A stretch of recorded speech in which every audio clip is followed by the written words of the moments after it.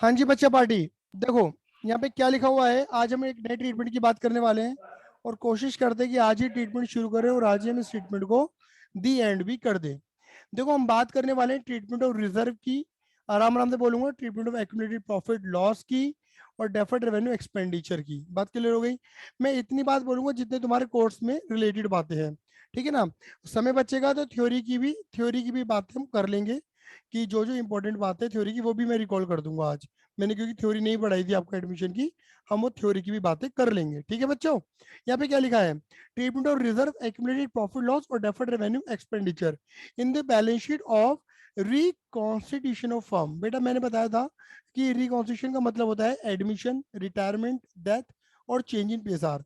मतलब जब जब ओल्ड रेशियो हटकर न्यू रेशियो बनेगा, जब जब पुराना रेशियो छोड़ोगे और नए रेशियो को अडॉप्ट करोगे, तब तब तब तब क्या होगा मेरे बेटे जी, आपका रिकॉन्स्टिट्यूशन होने वाला है। तो रिकॉन्स्टिट्यूशन के टाइम पर जो तुम्हें बैलेंस शीट दी जाती है, ये देखो, तुम्हें बैलेंस शीट दी जाएगी ऐसी। ये जो बैलेंस शीट होती है ना मेरे बेटे जी, इसे बोलते हो तुम ओल्ड बैलेंस शीट, पुरानी वाली बैलेंस शीट। क्योंकि नई वाली बैलेंस शीट तो आप हमेशा बनाते हो, आपको ना पुरानी वाली बैलेंस शीट के अंदर, ओल्ड बैलेंस शीट के अंदर, पुरानी वाली बैलेंस शीट के अंदर हो सकता है कि कुछ तुम्हें रिजर्व दिए जाए, कुछ प्रॉफिट लॉस दिए जाए, है ना, या कोई डेफर्ड रेवेन्यू एक्सपेंडिचर दे दिया जाए। रिजर्व का मतलब होता है कि फ्यूचर में आने वाली अनसर्टेनिटी को फेस करने के लिए आप जो भी गुल्लक बना रहे हो, जो भी प्रॉफिट का पार्ट अलग कर रहे हो, उसे तुम क्या कहते हो मेरे बेटे जी, रिजर्व्स कहते हो। जबकि एक्यूमुलेटेड प्रॉफिट या लॉसेस का मतलब होता है कि जितने सालों से तुम काम कर रहे हो, बिजनेस कर रहे हो, उन सालों में इकट्ठा करा हुआ प्रॉफिट या उन सालों को इकट्ठा करा हुआ लॉस तुम्हारा एक्यूमुलेटेड प्रॉफिट या लॉस कहलाता है।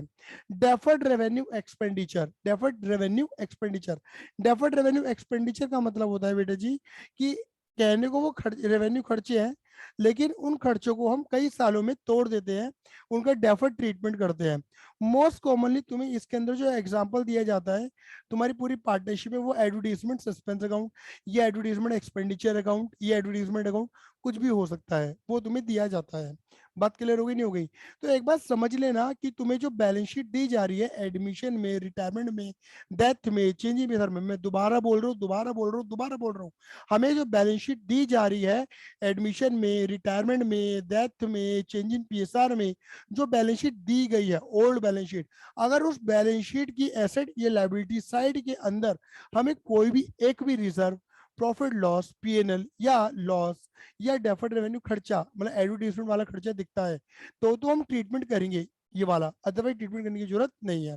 रिजर्व के नाम पर बेटा मैंने ऑलरेडी बहुत सारे रिजर्व मार्क कर रखे हैं, जैसे कि general reserve, reserve fund, investment fluctuation reserve, investment fluctuation fund, working compensation reserve, working compensation fund, contingency reserve, contingency fund, sorry contingency reserve, और ये है पीएनएल अकाउंट।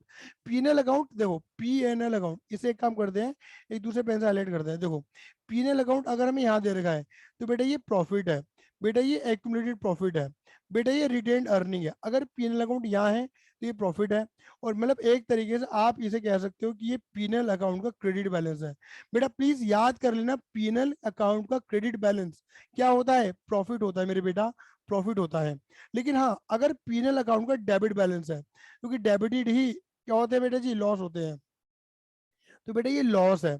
तो बेटा जो अगर पीएनएल का डेबिट बैलेंस है तो वो एसेट साइड में मिलता है, या कहीं पर भी लिखा हुआ मिल गया पीएनएल का डेबिट बैलेंस, समझ जाना लॉस है, कहीं पर भी लिखा हुआ मिल गया पीएनएल का क्रेडिट बैलेंस, समझ जाना प्रॉफिट की बात कर रहा है। बेटा प्लीज इस बात को रट लेना, इंपॉर्टेंट है। क्लियर? आधे बच्चे कंफ्यूज ही रहते हैं, पीएनएल दे दिया, ये प्रॉफिट है लॉस है, तो बार बार कई बार समझाया है पीएनएल।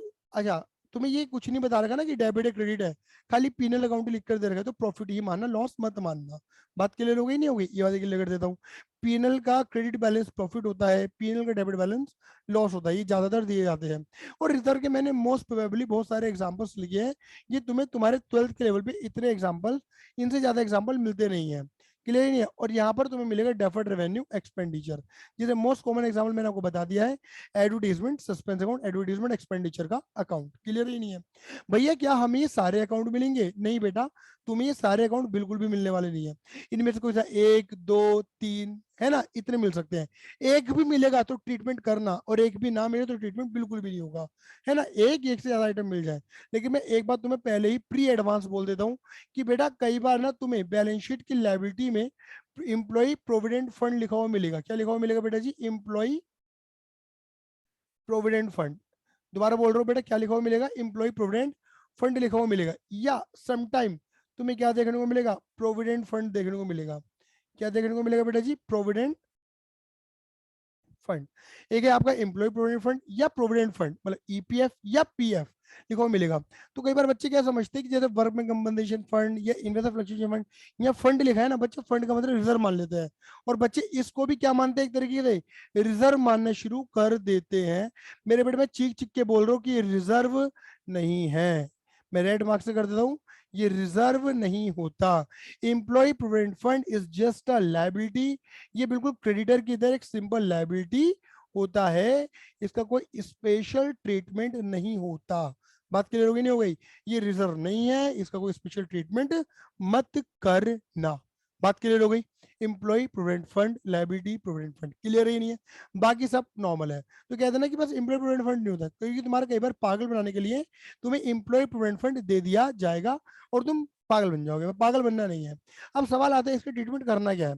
तो देखो ऑब्वियस सी बात है, मैं इसको एंट्री को पढ़ाने बैठू, समझाने बैठू, बिना बात की बकवासबाजी हो जाएगी। इससे बेटर क्या है कि हम एक अच्छा खासा क्वेश्चन करते हैं, अपने अकॉर्डिंग केस स्टडी बनाकर करते हैं काम को, ठीक है। देखो, जैसे अगर मैं यहाँ पर एक बनाऊं तुम्हारे लिए केस स्टडी बनाता हूँ, है कुछ भी नहीं, पहले बता के चल रहा हूँ। चलो एक काम करते हैं, मैं यहाँ पर जो केस स्टडी लेता हूँ, ठीक है, वो ले लेते हैं हम एक तरीके से चेंज इन पीएसआर के अकॉर्डिंग। मैं बार बार बोल रहा हूँ बेटा जी, आप चेंज इन पीएसआर में लगा लो ये केस स्टडी, आप एडमिशन में लगवा लो, रिटायरमेंट कुछ भी लगवा लो, बात वही बैठनी है मेरे बेटा जी। क्लियर ही नहीं है? जो कॉन्सेप्ट है कॉन्सेप्ट को पकड़ना, नींव पकड़ना। सपोज मान के चलो कि ए बी और सी ये तीन पार्टनर है। इनका रेशियो पहले था 5 3 और 2। क्या रेशियो था? 5 3 और 2 रेशियो था। बाद में ये पार्टनर रहे। चेंज इन पीएसआर का मतलब है पार्टनर ना बढ़ते हैं ना घटते हैं, पार्टनर रिमेन सेम, पार्टनर वही है, बट उनके बीच का रेशियो चेंज हो जाता है। दैट इज ये कहलाया तुम्हारा ओल्ड रेशियो और ये कहलाएगा तुम्हारा न्यू रेशियो। जिस दिन से इन्होंने ये डिसाइड करा कि ये अपनी बैलेंस शीट, ये मतलब एक तरीके से अपने रेशियो को चेंज करना चाहते हैं, उस दिन, सुनते रहना मेरे बेटा जी, उस दिन तुम्हारी बैलेंस शीट के अंदर एक रिजर्व पड़ा हुआ था जिसका नाम था जनरल रिजर्व। एक एग्जाम्पल की बात है, हमारी बैलेंस शीट में रिजर्व पड़ा हुआ था जिसका नाम था जनरल रिजर्व। मान के चलो वो 1 लाख रुपए का रिजर्व था। अच्छा, उसी दिन की तुम्हारी बैलेंस शीट में credit balance that is profit पड़ा हुआ था, सपोज मान के चलो 50,000 रुपए का। बात क्लियर हो गई नहीं हुई? कितने रुपए का? 50,000 रुपए का। और उसी दिन क्या है, यहाँ पर ना एडवर्टीजमेंट, मैं 3 आइटम लेके चल रहा हूँ जिंदगी। एडवर्टीजमेंट, ये डेफर्ड रेवेन्यू खर्चा दे रखा था, सपोज 30,000 रुपए का। सही बात है, ये नहीं है? हाँ भैया, बात तो बिल्कुल परफेक्ट है, एकदम तवज्जो वाली है। ये 3 आइटम दे रखे थे। मैंने क्या बोला, ये जो तुम्हें बैलेंस शीट दी जाएगी ये पुरानी वाली बैलेंस शीट होगी, ये नई वाली बैलेंस शीट नहीं होगी। नई वाली बैलेंस शीट तो आपको हमेशा बनानी पड़ेगी, नई वाली बैलेंस शीट आपको हमेशा बनानी पड़ेगी। अब सवाल आता है इसका ट्रीटमेंट क्या करना है। तो बेटा देखो, अब इसके ट्रीटमेंट की शुरुआत करते हैं। पहला ट्रीटमेंट लेते हैं, इसका पहला आता है treatment number 1। Treatment number 1, T1। T1 क्या होगा? T1 होगा want to distribute. Want to distribute मतलब बांटना चाहते हैं। वांट टू डिस्ट्रीब्यूट, बांटना चाहते हैं, बांटना चाहते, वांट टू डिस्ट्रीब्यूट, है ना। या राइट ऑफ करना चाहते हैं, write off, want to distribute, want to write off, want to खत्म, खत्म करना चाहते हैं, है ना। ये कैरी फॉरवर्ड करना नहीं चाहते, don't want to carry forward, don't want to carry forward, आगे कैरी फॉरवर्ड नहीं करना चाहते, मतलब वही वाली बात है। जिन आइटमों को तुम बांट दोगे वो आगे नई वाली बैलेंस शीट में कैरी फॉरवर्ड होंगे ही नहीं, क्योंकि वो आइटम डिस्ट्रीब्यूट खत्म हो जाएंगे। क्लियर ही नहीं है? आप कैरी फॉरवर्ड करना नहीं चाहते हैं। तो ये सारी बातें एक ही चीज को लेके, एक ही ट्रीटमेंट को लेके हिंट दे रही है। अब तुम्हारे मन में सवाल आएगा, अच्छा अब कैसे करना है काम को। देखो, ऑब्वियस ही बात है, बुद्धि का ना बहुत अच्छा सा यूज करना। बेटा देखो, ये तो तुम जानते ही हो कि ये क्या है, ये प्रॉफिट है। ये क्या है? ये प्रॉफिट है। अच्छा, और रिजर्व भी किससे बनता है? प्रॉफिट से बनता है। तो कुल मिला के दोनों ही क्या है? प्रॉफिट ही है। अच्छा, एडवर्टीजमेंट क्या है? एक तरीके का खर्चा। खर्चा किसका रूप है? एक तरीके से लॉस का रूप है। बोलो हाँ या ना? सही बात है भैया। यानी कि तुम्हें पुरानी बैलेंस शीट में प्रॉफिट दे रखा है, लॉस दे रखा है, तो मैं ऐसे कह सकता हूँ मेरे बेटा कि तुम्हें पुरानी बैलेंस शीट में ये पुराना ही प्रॉफिट है, ये पुराना ही लॉस है, क्योंकि पुरानी बैलेंस शीट में पुराने तो डेटा होगा, नया तो होगा नहीं। हाँ सर, बिल्कुल सही कह रहे हो। तो बेटा ऐसा कह सकते नहीं कह सकते हैं, इस पुराने प्रॉफिट या पुराने लॉस पे जो हक है वो एबीसी का है, और वो भी इस वाले रेशियो में है, क्योंकि पुराना रेशियो इनका 5-3-2 था। तो पुरानी चीजें 5-3-2 में ही बटनी चाहिए, मतलब पुरानी चीजें पुराने रेशियो में ही बटनी चाहिए। हाँ या ना? अगर यही क्वेश्चन मान के चलो, मान लो मैं मान लेता ए और बी पार्टनर है, इनका रेशियो 3 और 2 है, बाद में ए बी सी हो जाते, सी आ जाता है एडमिशन 1:1:1। तो बेटा मैं तुमसे क्या पूछता कि इस पुराने प्रॉफिट पुराने लॉस पे किसका हक है? मैं ये पूछता, तुम क्या कहते सर पुराने प्रॉफिट पुराने लॉस पे ए और बी का हक है, वो भी ओल्ड रेशियो में। तो यहाँ पर भी तुम ओल्ड रेशियो यूज कर रहे हो ना, और इस एग्जाम्पल में भी तुम ओल्ड रेशियो यूज कर रहे हो ना। तो बेटा तुम चेंज इन पीएसआर को फॉलो करो, या तुम एडमिशन में फॉलो करो, रिटायरमेंट फॉलो करो, तुम्हें ओल्ड रेशियो ही गए, क्योंकि पुराना डेटा पुराने रेशियो में ही खत्म होना चाहिए। बात क्लियर हो गई नहीं हो गई? हाँ सर, बिल्कुल सही बात कह रहे हैं आप, परफेक्ट बात बोल दी, एकदम 100% बात बोली आपने। तो क्या करेंगे बेटा? देखो देखो, ये जर्नल रिजर्व कहाँ पर है, ये पीएनएल कहाँ पर है? ये बैलेंस शीट की लायबिलिटी में है। हाँ सर, सही बात कह रहे हो। लायबिलिटी का नेचर क्या होता है? हमेशा क्रेडिट का होता है। तो क्रेडिट को प्लस को हटाने के लिए माइनस करते हो, उल्टा कर देते हो। ऐसे क्रेडिट को हटाने के लिए क्या कर दोगे? डेबिट। तो journal reserve account debit. Clear ही नहीं है? PNL account debit, general reserve account debit, PNL account debit. और ये बांट दो किसमें? पुराने रेशियो में। पुराने रेशियो में कौन कौन पार्ट आ रहे हैं? ए भी आ रहा है भैया, बी भी आ रहा है भैया, सी भी आ रहा है। अब मैं दोबारा बोल देता हूँ, बेटा ए कैपिटल आएगा या ए करंट अकाउंट आएगा? अगर क्वेश्चन ने बोला है फिक्स नेचर ऑफ कैपिटल, तो तुम करंट लिखना, और बोला है फ्लक्चुएटिंग नेचर ऑफ कैपिटल तो तुम कैपिटल लिखना। क्वेश्चन कुछ ना बोले तो फ्लक्चुएटिंग मान के कैपिटल ही लिखना। बेटा मैं बिल्कुल ज्यादा स्पीड से बिल्कुल बात नहीं कर रहा, बहुत मंदम स्पीड पे काम करो, बहुत ज्यादा मंदी स्पीड में। देखो, ये 1 लाख रुपए है, ये पीनल का तुम्हारा 50,000 रुपए है, ये टोटल हो गए तुम्हारे 1.5 लाख रुपए। इस 1.5 लाख को तुम क्या कर दो? इनके ओल्ड एज में 5, 3 और 2 में बेटा टपाटप लपालप बांटो फटाफट से। तो 1.5 लाख डिवाइडेड बाय 10 मल्टीप्लाई 5।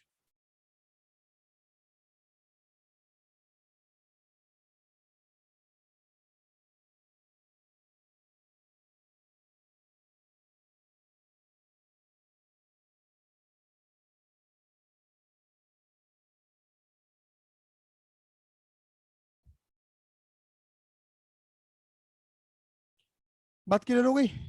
ये है। अब ऐसे देखो, ये कहां पर है? ये एसेट साइड में। बेटा एसेट्स का नेचर क्या होता है? डेबिट का। तो डेबिट को आप हटाने के लिए क्या कर दोगे? क्रेडिट। बेटा डॉट डॉट क्यों लगा रही थी दीदी?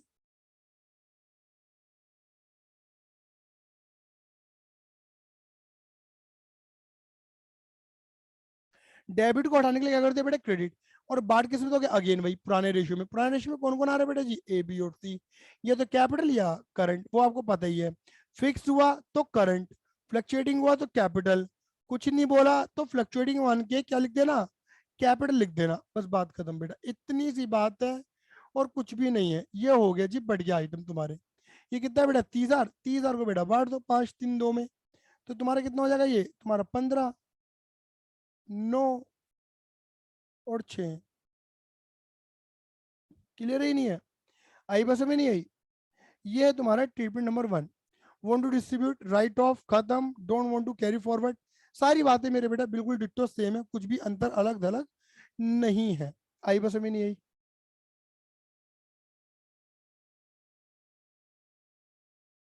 आ जाओ। अब जब तुम इन आइटम को अगर बांट दोगे, डिस्ट्रीब्यूट कर दोगे, तो याद रखना ये आइटम क्या होगा? ये पार्टनर्स के कैपिटल में जाकर मिल चुके हैं आइटम। हाँ है ना?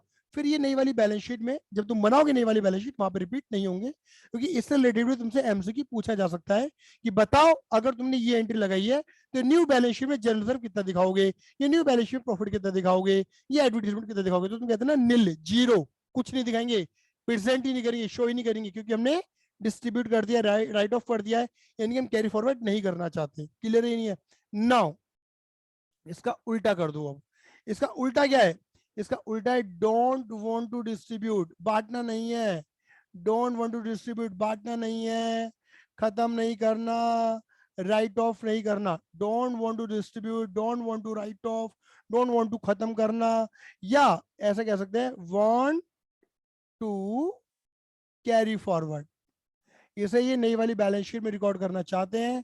कई बार ऐसा लिखा होता है कि don't effect the book value of reserve, PNL, advertisement. Don't effect the book value मतलब बुक वैल्यू को हाथ भी मत लगाओ। बुक वैल्यू का मतलब है वो वैल्यू जो तुम्हारी बैलेंस शीट में रिकॉर्डेड है। इन वैल्यू को हाथ भी मत लगाना, छेड़ भी मत देना, देख भी मत लेना इनकी तरफ। इसका मतलब क्या है कि आइटम जैसा पड़ा हुआ है इसे पड़े रहने दो, और ये नई वाली बैलेंस शीट में भी नजर आएगा, एज इट इज नजर आएगा, चाहे एडमिशन हो, रिटायरमेंट हो, डेथ हो। बात क्लियर हो गई नहीं हो गई? हाँ भैया क्लियर हो गई बात।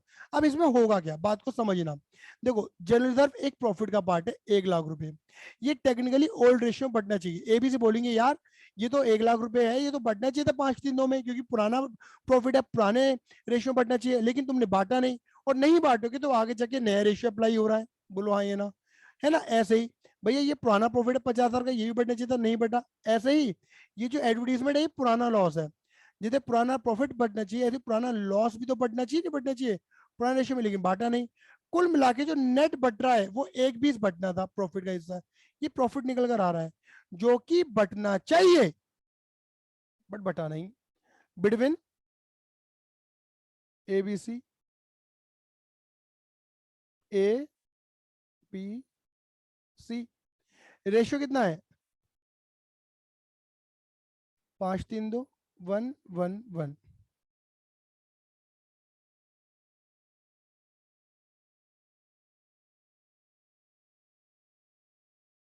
बांटो।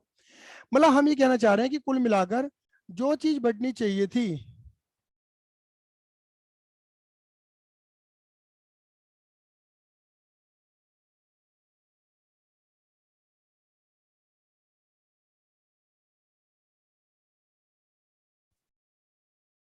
ओल्ड में, वो भी इन्होंने बांटी नहीं। तो आगे जाके एबीसी बोलेंगे यार जो चीज जिसमें हमारा, जो चीज पुराने रेशियो में बढ़नी चाहिए थी वो पुराने में बढ़ी नहीं, आगे जाके अगर ये बढ़ेगी तो न्यू रेशियो में बढ़ जाएगी।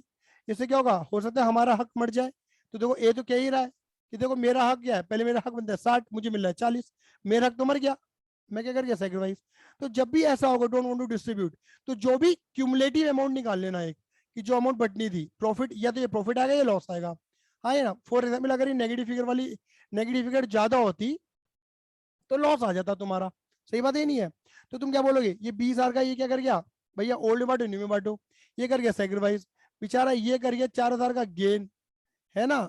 और 40 - 24 ये कर गया 16,000 का गेन। तो हुआ क्या मेरे बेटा जी, एक तरीके से जितने का सेक्रीफाइस हो रहा है उतने का गेन हो रहा है। तो होगा क्या मेरे बेटा, होगा ये कि सेक्रीफाइसिंग वाले क्या करेंगे, गेनिंग वाले से पैसा मांगेंगे।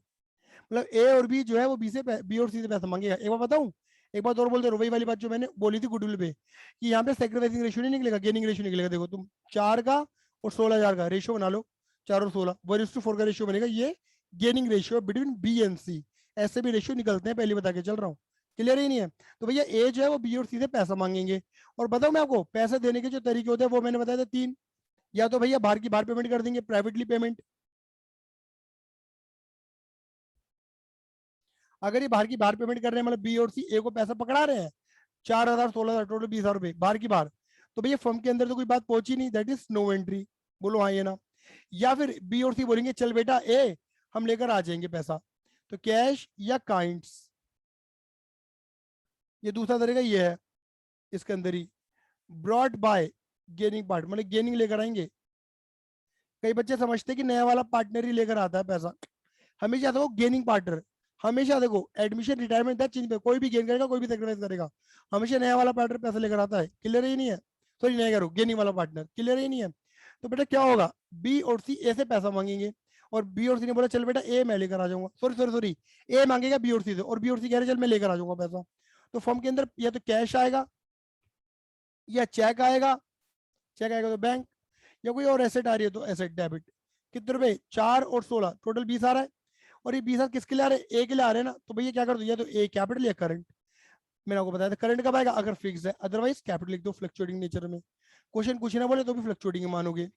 और दूसरा क्या है, अगर बी और सी ने पैसे देने से मना कर दिया तो क्या होगा, adjustment entry, gaining to sacrifice G2S। Gaining to sacrifice क्या होगा? G2S। बताओ बेटा जी।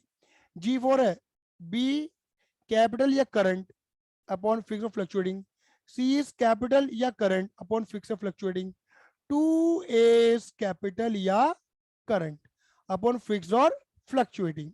इसके ऊपर पूरी कहानी टिकी हुई है। तो बताओ बी की कैपिटल कम कर देंगे कितने से हम बेटा जी? 4000 से।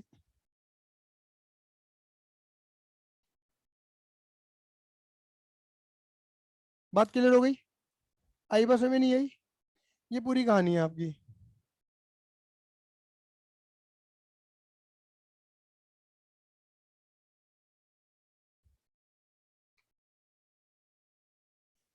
ये मैंने ब्लॉक क्यों बनाया है? क्योंकि आपके केस में ना 12th में बार बार यही एंट्री मांगी जाती है। बहुत मैंने समझाया पूरा है, बट बहुत कम होंगे कि ये दोनों एंट्री आ जाए। आ जाएंगी तो बढ़िया है, तुम कर दोगे। नहीं आएंगी तो मैंने बता दिया कि ज्यादातर G2S की एंट्री लगती है। क्लियर है? ये नहीं है, ये है। ये कब करना है? जब बांटने से मना कर दे। बोलो हाँ या ना। अब देखो मैं इसी कहानी को ना थोड़ा सा घुमा देता हूँ, थोड़ी सी बातें और समझ लो। क्या भैया ऐसा भी हो सकता है कि बी तो कह रहा है मैं दे दूंगा पैसा, लेकिन सी ने बोला मैं नहीं देने का पैसा? बिल्कुल हो सकता है। तो भैया बी की केस में तो बना देना ये वाली एंट्री, पैसा लाने की, कैश और bank account debit to S capital, 4 4, क्योंकि वो 4 लाने के लिए कह रहा है, बट सी ने मना कर दिया ना लाने से। तो सी की कैसे बन जाएगी? G2S की एंट्री, C2A, बी हट जाएगा क्योंकि बी ने तो लाके दे दिया। तो जो ला देगा उसके लिए दूसरा ऑप्शन, जो नहीं लाएगा उसके लिए तीसरा ऑप्शन। ना लाने वाले के लिए G2S है। G2S में भी गेनिंग पार्टनर वो डेबिट होगा जो नहीं दे रहा पैसा। अगर बी नहीं दे रहा तो बी डेबिट होगा, सी नहीं दे रहा तो सी डेबिट होगा, दोनों नहीं दे रहे तो दोनों डेबिट होंगे। मेरी बात क्लियर हो रही है? जितनी बातें मैं बोलूं जो तुम्हें रिपीट करवाना है मुझे बता देना। अब मैं इसी कहानी को थोड़ा सा और उल्टा लपेट देता हूँ। कहानी को समझना, नजाकत पकड़ना। कहानी समझना, नजाकत पकड़ना। क्या है? जैसे बेटा मैं मान लेता हूँ जल सर 1 लाख ही है, चलो जी। बेटा मैं मान लेता हूँ, मैं सिर्फ ऐसी इमेजिनरी फिगर ले रहा हूँ अब, ये 50,000। बस बेटा मैं क्या कर रहा हूँ, ये एडवर्टीजमेंट का जो लॉस है ना बेटा, इसे मैं 2.5 लाख नहीं, 2.5 लाख नहीं, 230 कर देता हूँ। ये बढ़ देखिए जरा, 230 करने से क्या आएगा? 230 माइनस 1.5 लाख, तो इक्वली नहीं, 230 मत करो, 220 कर दो, 220। समझने में सही रहेगा ना हमें? अब तुम देखोगे ये लॉस नेगेटिव फिगर ज्यादा हो गई, तो 220 माइनस 1.5 लाख, ये तुम्हारा, ये तो अभी भी नहीं आ रहा, लो जी, 210, ये तुम्हारा 60,000 निकल कर आएगा। और ये नेगेटिव फिगर ज्यादा है, तो ये निकल लॉस निकल गया। पहले बांट रहे थे, अब तुम क्या बोलोगे? तुम बोलोगे यार ये जो लॉस है ये है तो पुराना ही लॉस, ये बढ़ना तो एबीसी में चाहिए ना, 5 3 9 में ही। सही बात है, बढ़ना तो ये चाहिए। 5 6 30, 3 6 18 और 2 6 12। लेकिन ये आगे जाके बढ़ जाएगा इक्वली, ये इनकी बढ़ जाएगा 20 20 और 20। क्या होगा? देखो अब ये समझिए ये लॉस है। कई बार बच्चे क्या कहते हैं, अच्छा देखो भैया इसका कम हो गया ना, ये 10,000 का ए सेक्रीफाइस कर गया। बेटा पढ़ो क्या, ए बोलेगा मेरा लॉस 30 का बनता है, अब मेरा लॉस 20 हो रहा है, इसका लॉस कम हो रहा है, तो ये सेक्रीफाइस नहीं कर रहा, ये कर रहा है गेन। तुम किसके रेस्पेक्ट में पढ़ रहे हो ओल्ड रेशियो न्यू रेशियो को, ये समझना। तुम लॉस के रेफरेंस, पहले प्रॉफिट के रेफरेंस में पढ़ रहे थे। ये हर जगह अप्लाई हो जाएगा तुम्हारा। 18 से 20 इसका बढ़ गया, ये करके गेन। 12 से ये करके 8, सॉरी सॉरी, गेन नहीं, सेक्रीफाइस। बढ़ गया ना लॉस, लॉस बढ़ना घटिया बात। अब ये दोनों इससे पैसा मांगेंगे, समझ गया ना? अब या तो पैसा भर के बाहर दे दे, लेकर आ जा, ये G2S जो भी है। बस मुझे बताना क्या था कि लॉस के रेफरेंस में बात पलट जाती है, प्रॉफिट के केस में, मतलब प्रॉफिट केस में जो गेन और सेक्रीफाइस उल्टे हो जाते हैं लॉस केस से। क्लियर है? ये बात समझ लेना, बस इतनी सी बात है और कुछ भी नहीं है जो मैंने आपको समझाना था। क्लियर है? ये कंप्लीट कॉन्सेप्ट है मेरे बेटा जी, इसके अंदर कुछ भी ऐसी बात नहीं है जो ना, मैंने बता दी सारी बातें, मैंने रिपीट कर दी हैं। जो ट्रीटमेंट है वो ट्रीटमेंट अप्लाई हो जाएगा। क्लियर है? ये नहीं है? बोलो हाँ ये ना। अंगूठा दिखा दो, एक काम करो,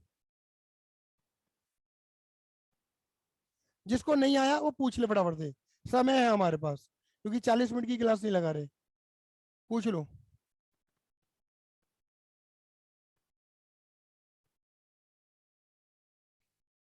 चलो, जिसको नहीं पूछना, ठीक है, बढ़िया।